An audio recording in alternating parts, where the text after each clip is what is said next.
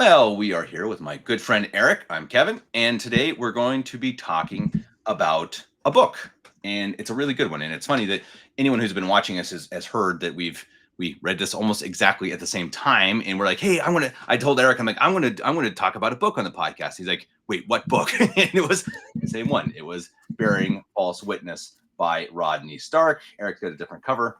Debunking Centuries of Anti-Catholic History, and it's fantastic. I just talked with Father Geckel the other night too, and he said that Bishop Piverinus also recommends it. So I think that Eric and I can then recommend it to everyone. I think that is fair.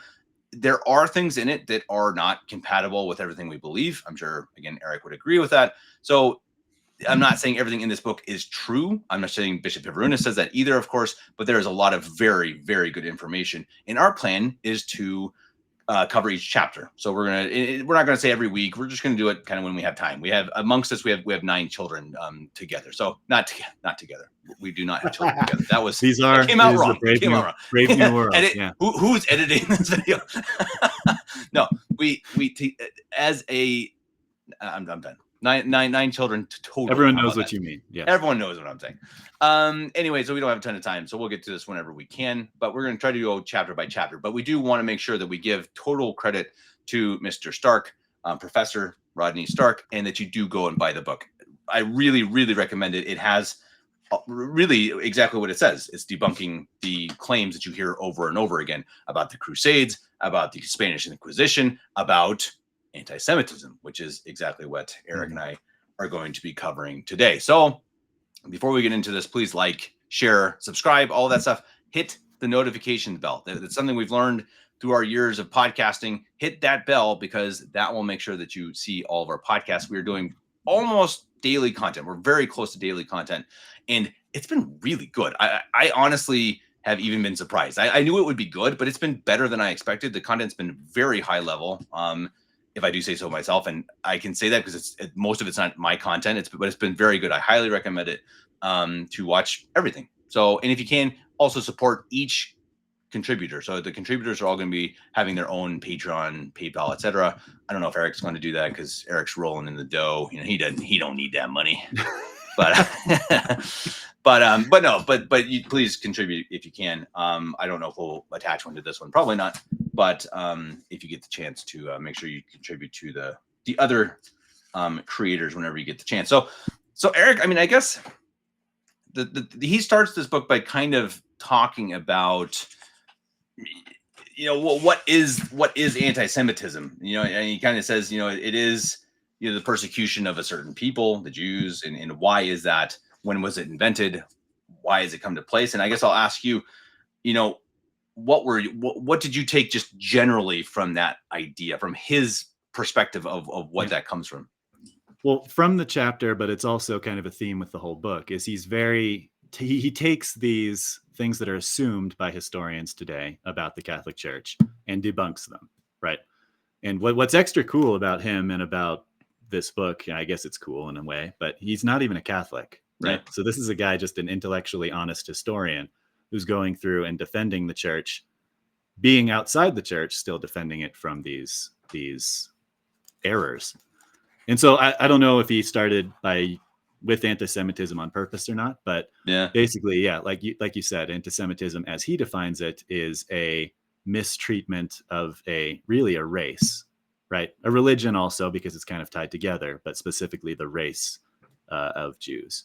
So like you and I are not anti-Semitic, but we are anti-Judaism as a faith, right? Right. We obviously believe that's the wrong faith and they hold wrong ideals.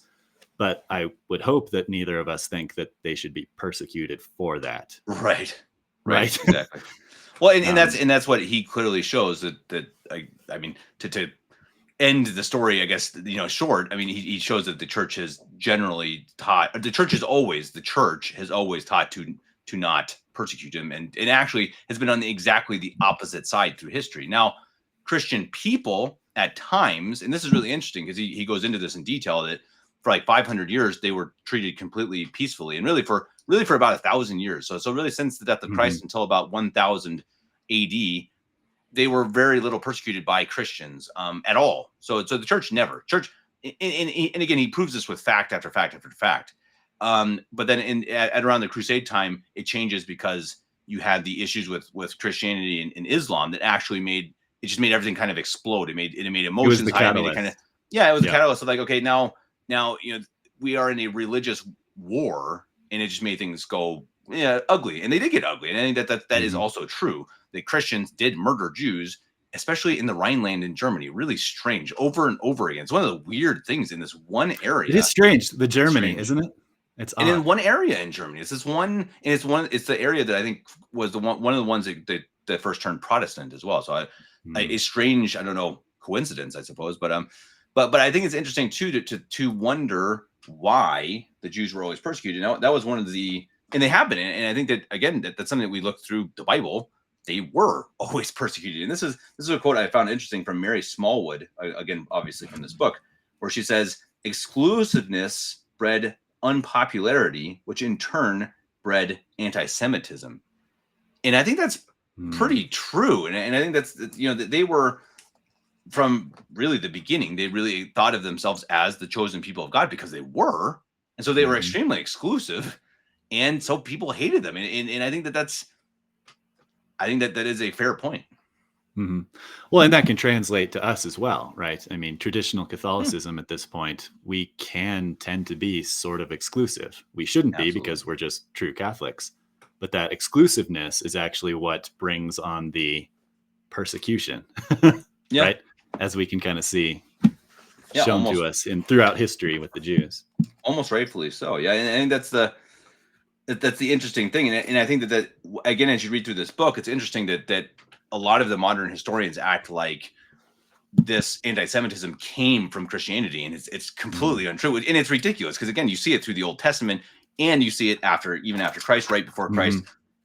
The Romans were definitely not fans of the Jews as a people.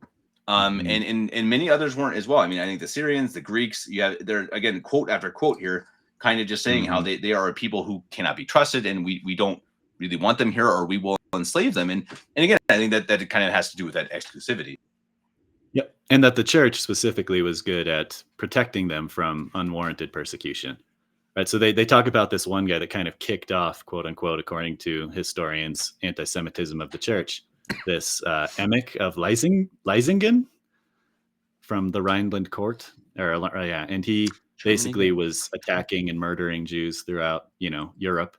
But he was careful, and I'll quote here, he was careful only to attack towns without a resident bishop, because the resident bishops were actually gathering them into their castles or their houses to protect them. It's interesting. Well, and it's again, when we'll get into the Crusades later in this book, but it's interesting that again, that they'll talk about how, the Crusaders, or especially like the People's Crusade, had committed atrocities, and that's true. They did. We admit that. But the Catholic Church forbade it and I think even excommunicated people who did it. So the church was like, no, this is not what you're supposed to be doing. Do not do this. Stop. And so it's a pure lie that's what the Catholic Church wanted. And especially, and it's a lie that's what most Crusaders or most Christians wanted. So as you say, this was in one area in Germany. It's terrible. It's horrible. It's a tragedy. It should never have happened. But it's not like that was the entire Christian world. And again, it's just something that they blow out of proportion and make it seem like, everyone, hated the Jews. And it's just, what's an easier scapegoat than the Catholic Church? Yeah. It's everyone's favorite. Yeah. Well, and that's absolutely true. And I think that's an interesting point, that as everyone say something against the Jews on YouTube, we stand a chance to be banned. If you say anything against Catholicism, I've never. Have you ever heard of that happening? I mean, maybe it could. I guess I shouldn't say it can't, but I mean, no one would think of it. So it's just, there are more protected religions, and certainly Christianity is not one of Catholicism is absolutely not. And it's interesting too when you look. Go ahead. Oh, that's one of G.K. Chesterton's proofs of the truth of Christianity. Everyone hates it, right? Bad guys, yeah. And it's like you can tell which one is the one against all the rest by which one the other ones hate. And I would argue probably a very good argument for traditional Catholicism over ecumenist modernism. Well, it's interesting that he starts starts this chapter also talking about Vatican II, and he had a part to play in it and stuff. So it's like, okay, yeah, not a fan of that, and how the Jews are part of God's, family, and that is a very nuanced discussion. That's one that I would need a priest to talk about, because it's not simple to just say, like, they're not, but obviously they are a false religion. God loves everyone, of course, but they're not members of God's church. And really interesting, when you keep reading this, you look at what the Talmud says. I'm not going to quote any of it, because it's awful. It crazy. is Like, disgusting. you think the New Testament says bad things about the Jews? Read the Talmud. Don't read the Talmud, but I mean, it's nuts. Don't. And I mean, it's really, really kind of fascinating what they just, but they kind of have to, right? They have to treat a bum, right?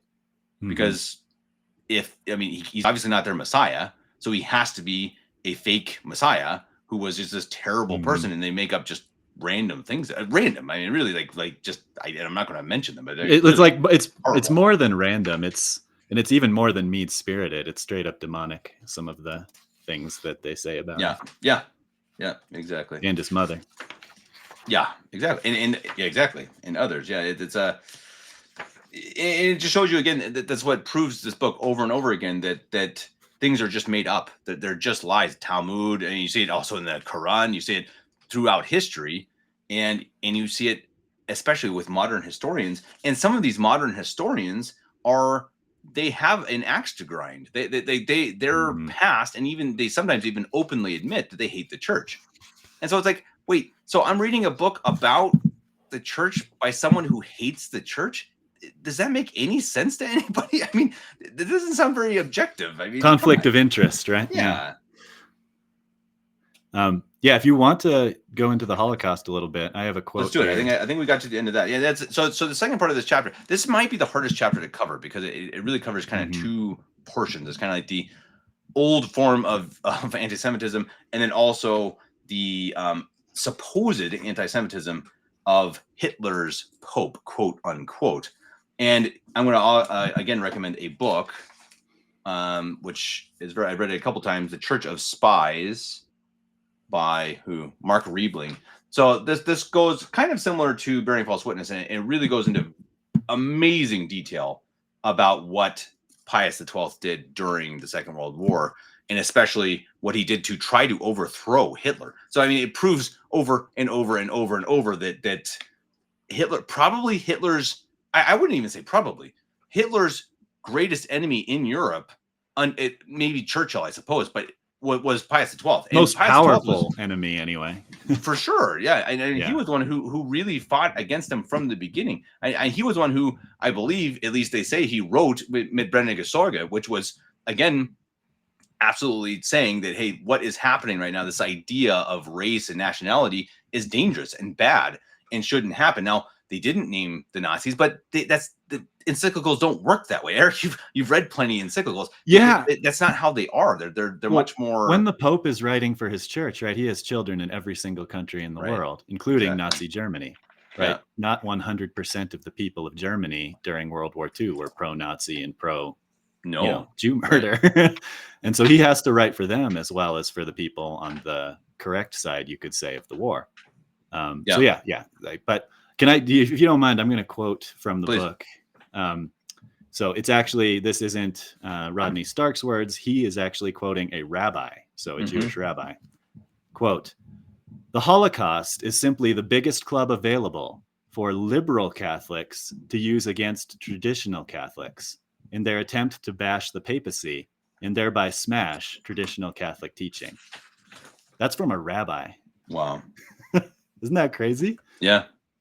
Well, and he shows that this sentiment really was started by the communists, so by Russia during the time, but even during that time, he has articles and quotes from the New York Post, New York Times, or I forget who it was, but publications in the U.S. were saying, no, this didn't happen, and proving that Pius XII was always physically helping the Jews. And you see that again, that he has, there was one quote you gave, but he has several quotes from Jews, prominent Jews, saying, no, he was a great helper of the Jews, and we thank him and the entire Catholic Church for what they did.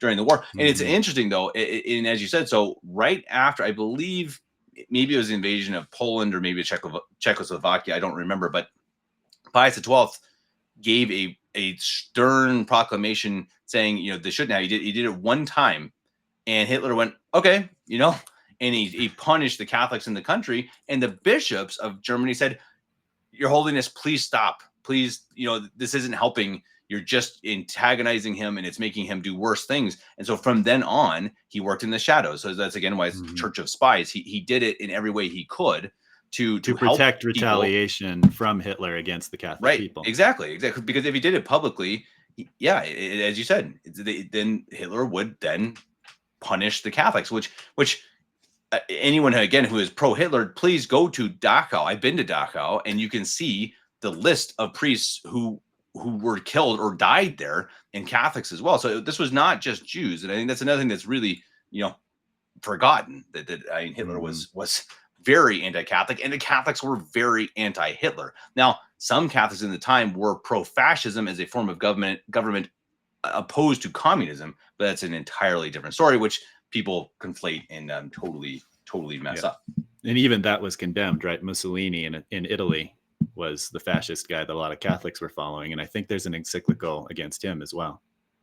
Yeah, he's a tougher story. I know, sure, not as black and Catholic white, but Italians I know who think very highly of him, but they are also 3 to 4 generations removed. Yeah, exactly. And he was an opportunist. I mean, from what I've learned of him, he was a guy who, when it fitted him, he was a great friend of the church. When it didn't, he persecuted the church, and that's proven. Like he signed the Vatican Treaty, I think it was called, or was the Lateran Treaty? I don't know, one of the treaties, and then reneged on it. Yeah, so it's again, I don't know. I have not studied Mussolini as much as I've studied Hitler. Yeah, getting a little off topic. No, but I think it's close enough. But interestingly too, you're at the end of this chapter, he says, from Nazi headquarters in Rome to Berlin, there was a radio message sent 10 days after the attempted roundup of the Italian Jews and intercepted by the Allies on October 26, 1943. It reads, quote, Vatican has apparently for a long time been assisting many Jews to escape. I mean, honestly, this is just, it's a funny thing with this chapter. It's like the second portion is just like ridiculous. It's insane. And it was created by anti-Catholics. Simply. Yeah, it's almost anti-history, right? It's not like you could say the Crusades is a twisting of actual history because bad things happened. Right. The whole World War II pro-Hitler Pope, that's like almost it's bizarro world. It's completely inverted in every way. But like that rabbi said, it's just a club that what does he say? Liberal Catholics use to smash traditional Catholics over the head with falsely. Interesting that he even uses Catholic. Yeah, I think that's true. I mean, it's interesting that he uses traditional Catholic teaching. Yeah, interesting. It's nuts. Yeah, and shoot. I mean, then compare just liberals in general, or atheists or whoever who hate the church, and you see again who's writing the history books, and I think that's something you really learn from Stark, that you better be really careful what history books your children are learning at school. So I mean, if you're homeschooled, make sure you get one that is maybe, I don't know, imprimatur, but something that has been read through by someone, even if it's you. I mean, don't give your kids a history book and just be like, okay, have fun. Make sure it's got some approval, even if it's just yours, that you can basically say, okay, no, this isn't true. But I can tell you that there's some of these, and this is why I really, again, love this book. There's been some issues that I've really questioned. The one that comes up about slavery, I really actually have been kind of like, ooh, it does seem like the church kind of approved slavery. And you read this, and it didn't. It's not at all true. People just literally pluck like false quotes and post them on Twitter and say that that's true. And you believe that, and it's kind of has you questioning, like, oh, how did the church approve slavery? And then you actually look at his just basic facts that he publishes, and it's just not true. It didn't ever happen. From a non-Catholic historian. Yeah. From a non-Catholic. No, that's wrong. That's wrong. Yep. But it's it was an interesting read for sure. And very recommend it highly. And I think we should keep doing these if you have time. Exactly. And going that's through what I the was other going to say. If chapters. everyone, if you liked this, let us know. We're trying to decide if it works to read it and then talk about it. We might actually even add Father Geckel because he also recently read it, or other guests as well. Do you like this format, or do you think it'd be better if we read through it, write up a script, and then publish a more I don't know, well thought out, because it is a little harder to be you looking through a book looking for quotes and stuff. But I like it. I think it requires a lot less work. I'm not gonna lie, we're both busy Well, guys, and but there's something to be said by just giving a flavor of it too, and yeah, making yeah, people read it themselves. Not making. absolutely. And again, yeah, and we don't want to take away from him. We do want to make sure I assume he's still alive. I think we don't want to take away from his income. His books are I'm sure the money's going to him, and they should. He deserves it for his work. So please go buy it. Bearing False Witness, Rodney Stark. If you guys just don't comment at all, we'll continue to do these in a series. If you all say you hate it, we'll probably still continue to do the series. If you say you love it, maybe we'll do it a little bit faster. So let us know in the comments. Be sure to like, share, subscribe, all of that stuff. And please do. I mean, I really who maybe you met in college or high school or whatever, because I think these are things that people need to learn, and share the book with them, because there are so many Catholics out there who don't know these. I didn't know. I think of myself as a very, not very, but I mean, as a informed Catholic. I talk to priests all the time. I'm not a smart Catholic, but I'm informed. I mean, I went to Catholic school. I had great parents who raised me Catholic from infancy.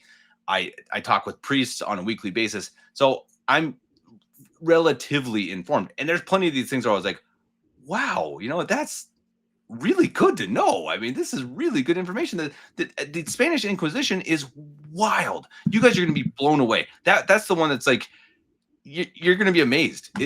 History has turned everything on its head. It's turned everything backwards from what actually happened. It's mind blowing, totally mind blowing. So stick with us, unless you hate it, and then you can comment that too. But we appreciate your comments. So if you hate it, tell us that too.